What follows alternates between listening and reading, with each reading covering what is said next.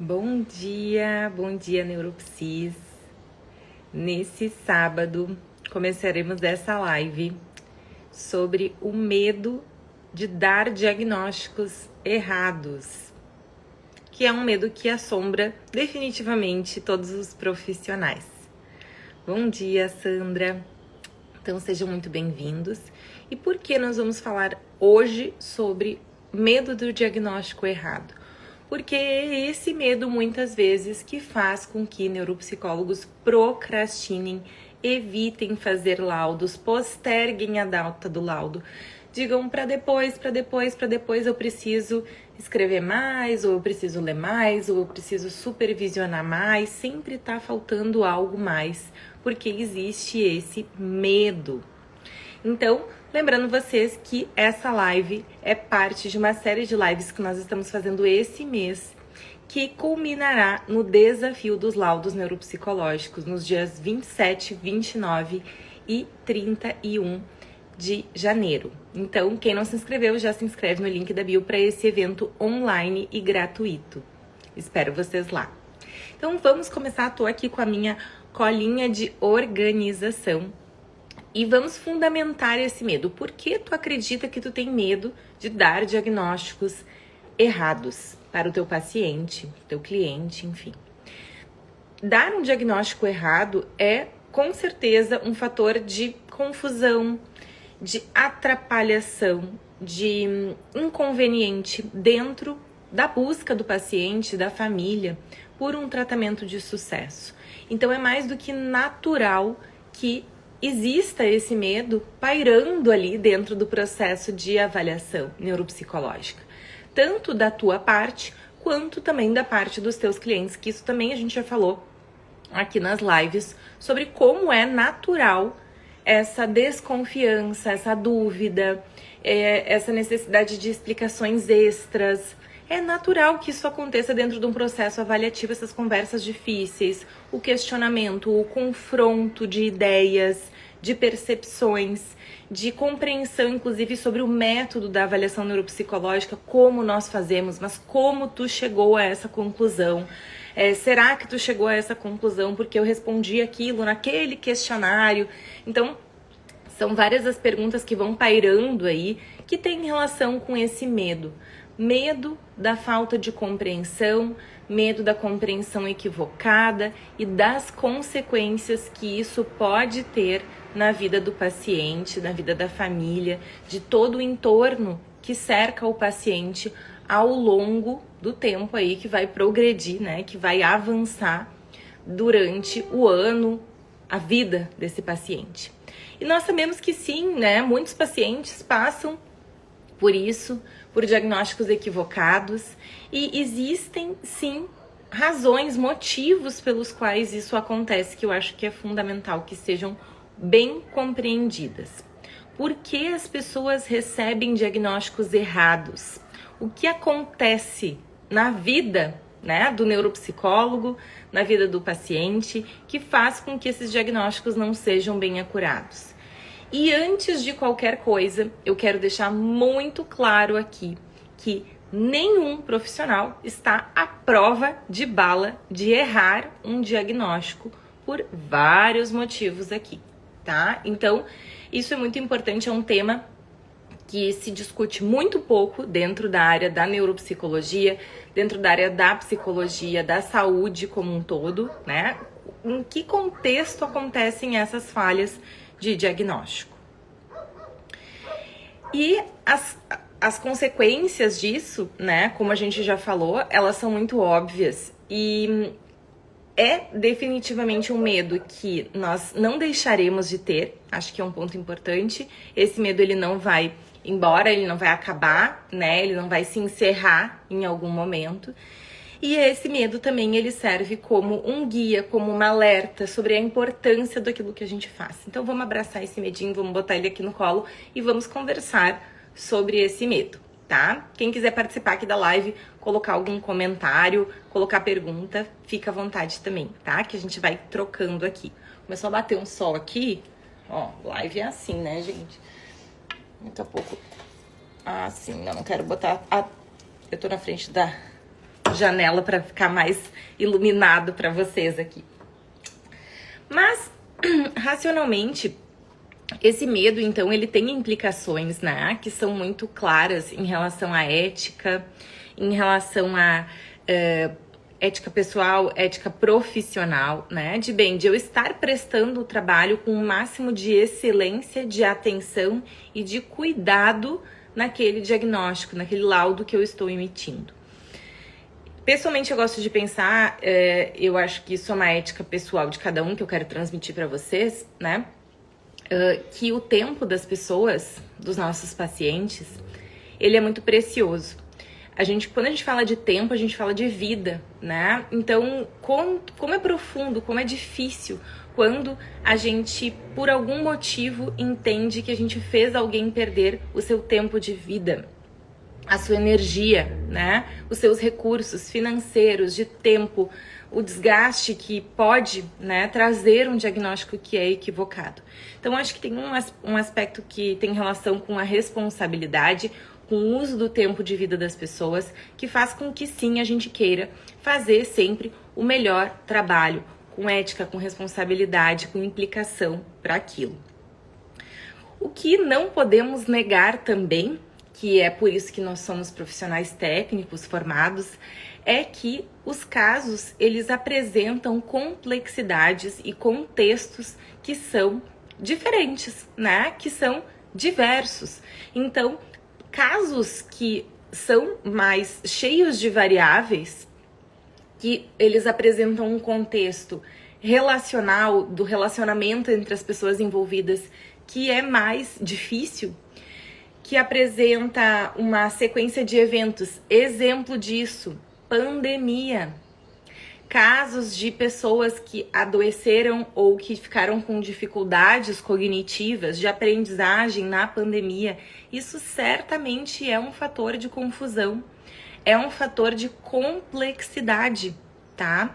Então, entendermos que esses casos que têm fatores de complexidade, fatores de estresse social, estresse ambiental, de relações difíceis entre informantes, relações que são confusas, fontes de informação confusas, que têm conflitos de interesse, ou até mesmo fontes de informação que, por motivos próprios, pessoais, individuais, super compreensíveis, não desejam aquele diagnóstico, querem se afastar do diagnóstico e não colaboram com a avaliação. Todos esses são fatores que tornam os casos mais complexos de serem fechados, tá? O pessoal tá comentando aqui, tô adorando as interações de vocês. Ó, a Silvana falou que deixou muita sequela, né? A pandemia, né? Como experiência, né? Ambiental, social, para todos, né? E a Mônica falou sobre o diagnóstico diferencial, exatamente. O diagnóstico diferencial aqui, ele é fundamental. Bem, temos esse fator de complexidade dos casos, falando sobre os informantes, sobre o contexto social, relacional, o estresse ambiental. Todos esses são fatores de dificuldade para a diferenciação entre sintomas, etiologia de sintomas, e também para nós conseguirmos acessar de forma acurada as fontes de informação, tá? Ah, Nicole, mas tu dá aula sobre laudos, tu escreve livros, então para ti todos os casos é uma barbadinha de levantar informações. Não, não é barbadinha não. Para quem não é do sul, barbadinha quer dizer que é facinho, tá? Não é barbada, nem todos são. Porque muitos casos a gente precisa fazer várias entrevistas, checar várias fontes de informação, porque não vem tão fácil assim. Tem caso que lá no final, depois que a gente já tá há quase 2 meses ali, ou mais, investigando, avaliando, bingo, a gente consegue a informação que a gente precisa para entender bem o caso, tá? Para refutar uma hipótese ou para confirmar uma hipótese. Então, existem fatores aí de complexidade, de dificuldade. Tem um outro fator que contribui para esse medo, que é a falta de experiência ou a insegurança do profissional perante o caso atendido. E falta de experiência, antes de tudo, eu gosto de deixar bem claro, falta de experiência não é defeito, gente. Falta de experiência não é defeito, eu vou repetir isso quantas vezes for necessário. Falta de experiência é simplesmente assim, a pessoa viveu menos aquilo ali do que tu viveu. Só isso. Eu acho isso muito importante, né? Não desqualificar um profissional porque ele tem menos experiência. Mas o profissional que tem menos experiência, seja lá em que for, e todo mundo aqui tem menos experiência que alguém em alguma coisa, o profissional que tem menos experiência, ele tem também mais responsabilidade de buscar informações, orientação de quem tem mais experiência. Tá? Então, o profissional que não tem tanta experiência, tanto repertório clínico, num determinado diagnóstico ou na avaliação neuropsicológica como um todo, ele tem sim esse dever de buscar supervisão, de buscar estudo, de buscar mais fontes de informação para se sentir seguro e para fazer um diagnóstico bem feito, tá? É inadmissível, sim, isso eu acredito que é inadmissível. Eu entender assim, bem, até onde eu consigo entender do meu conhecimento, que eu sei que é limitado, desse caso, o diagnóstico parece esse. Ou, pior ainda, por falta de conhecimento e até uma certa inocência, pautar o teu diagnóstico naquilo que a família tá te trazendo, que o cliente tá te trazendo. Então, assim, se ele te trouxe que a suspeita era essa, então quer dizer que é isso, tá? Definitivamente, isso não dá. Então, a responsabilidade, ela fica, né, implicitamente junta da tua consciência, da tua falta de conhecimento em alguns temas. E a tua responsabilidade de buscar isso, tá? Então, a segurança e a experiência são aspectos que nós vamos construindo com o tempo, durante toda a vida profissional. Então, isso não é algo que é exclusivo. Se tu tá te sentindo assim, me sinto inseguro em fazer um diagnóstico em neuropsicologia, tô começando na neuropsicologia, né? Bem, todo mundo passou por isso, tá? E um profissional iniciante ou um profissional que é inseguro, ele não é pior que o outro. Mas ele tem uma responsabilidade, sim, se ele não tem segurança em arguir o porquê de um diagnóstico ou de um não diagnóstico, ele precisa buscar ajuda e orientação, tá? Esse é um ponto muito importante. Bem, existe também algo que aí é muito individual nosso, gente, eu tô me virando aqui porque eu tô no chão, tá? Pra ficar a luz boa aqui, eu tô na praia. Depois eu conto nos stories meus BOs aqui da praia, de tentativa de ir pra praia.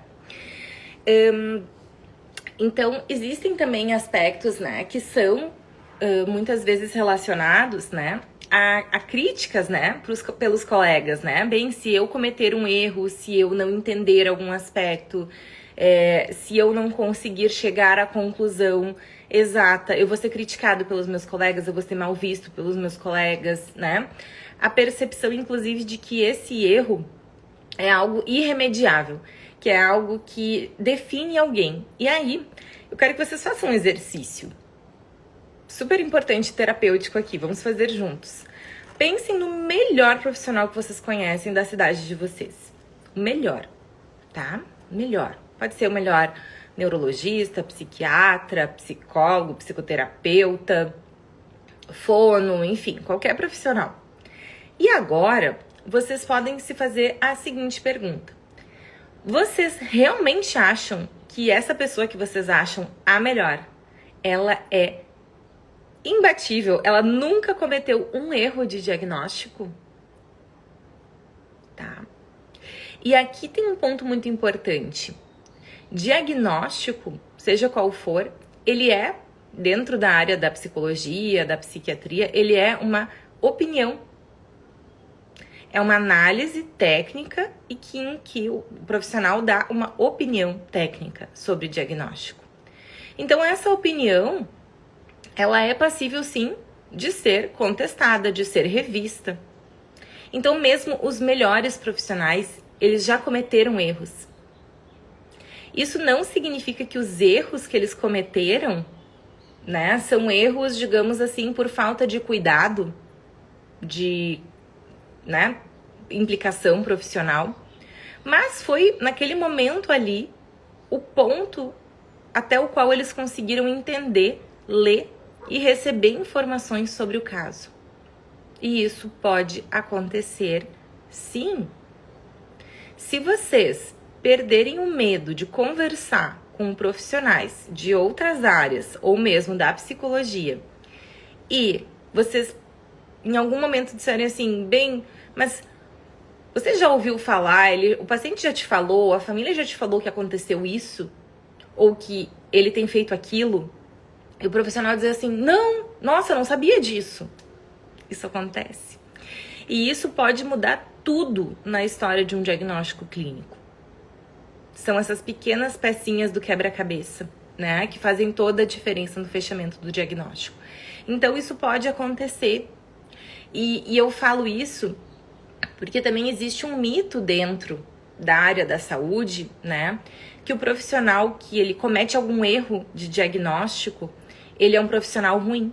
Ele é incompetente, ele é incapaz. Que aí a gente já entra numa outra arena, que é a arena de distorções que nós temos de conhecimento, né, de crenças populares sobre o que são erros.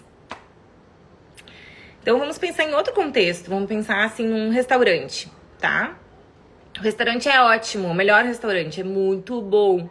E naquele dia, o negócio não tava tão bom, deu uma desorganizada na cozinha e eles entregaram um prato que tava muito salgado, ou a comida tava fria, ou a comida já tinha passado do ponto, sei lá, a carne tinha passado do ponto do que tu queria, a massa tinha passado do ponto, o arroz tava mais empapado ou tava mais cru, né? Isso é um erro em outro contexto. E esse erro, será que ele define a qualidade, a competência desse restaurante, desse chefe que é responsável pelo restaurante? Às vezes, simplesmente foi um momento ruim, né? Não foi, digamos assim, representativo de como é todos os dias, de como sempre é feito, tá? E eu acho importante a gente olhar para isso, porque eu acho que na psicologia, os maiores algozes que nós temos geralmente são os nossos colegas, né? E nós mesmos, nós, dentro da nossa prática. De não entendermos contexto, de não entendermos os motivos pelos quais, eventualmente, existiu algum ponto cego. E os pontos cegos, eles existem.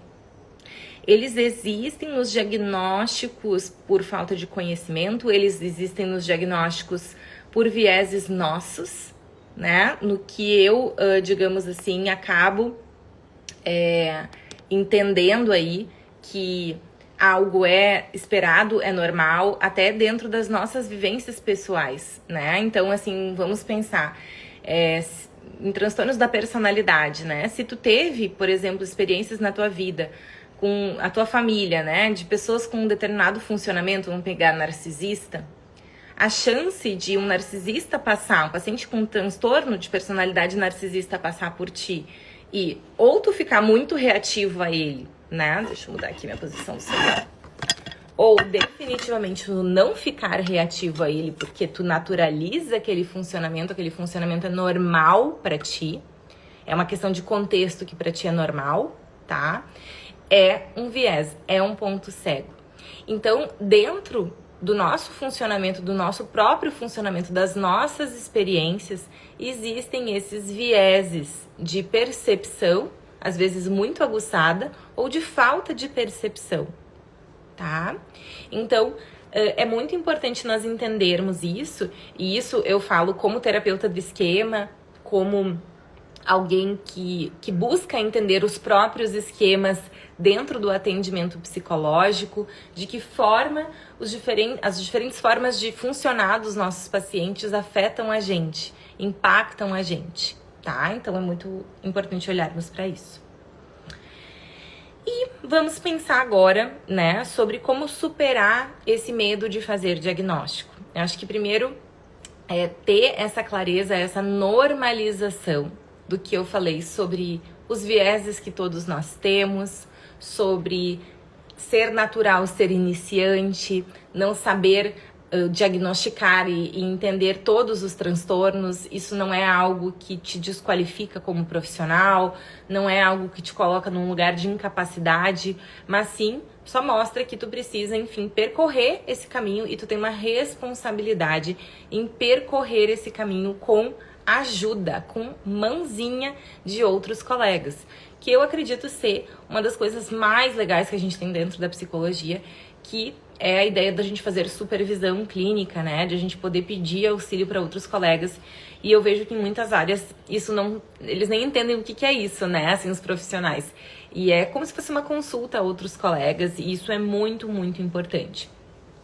Então, buscar esse apoio, buscar entender os teus pontos cegos, buscar entender aquilo, o mecanismo que tu ainda não entendeu de determinados diagnósticos, de determinadas situações clínicas, é super, super, super importante.